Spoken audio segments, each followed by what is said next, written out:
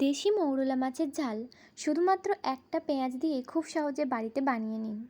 এর জন্য আমাদের প্রথমেই মৌরলা মাছগুলিকে ভালো করে বেছে ধুয়ে রাখতে হবে। এর মধ্যে দিয়ে দিতে হবে নুন আর হলুদ। এটা ভালো করে আমি মাখিয়ে নেব। এরপর কড়া গরম হয়ে এলে তাতে তেল দিয়ে আমি মাছগুলোকে ভালোভাবে ভেজে নেব।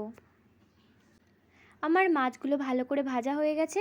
এবার কড়াই সামান্য পরিমাণ তেল দিয়ে এর মধ্যে দিয়ে দিচ্ছি পাঁচফোড়ন আর দিয়ে দিচ্ছি একটা শুকনো লঙ্কা। শুকনো লঙ্কা আর পাঁচফোড়নটা ভাজা হয়ে গেলে এর মধ্যে আমি দিয়ে দেব পেঁয়াজটা। পেঁয়াজগুলো হালকা ভাজা ভাজা হয়ে গেলে এর মধ্যে আমি লঙ্কার গুঁড়ো, হলুদ গুঁড়ো, জিরের গুঁড়ো, লবণ সমস্ত কিছু দিয়ে এটাকে ভালো করে একটু কষিয়ে নেব। এরপর এর মধ্যে দিয়ে দেব জল। এরপর ঝোলটা ফুটে উঠলে আমরা ভাজা মাছগুলোকে দিয়ে দেব। যতক্ষণ না জল শুকিয়ে আসছে ততক্ষণ আমরা এটাকে ফুটিয়ে নেব। পুরোপুরি জল শুকিয়ে গেলে আমরা এটা নামিয়ে নেব।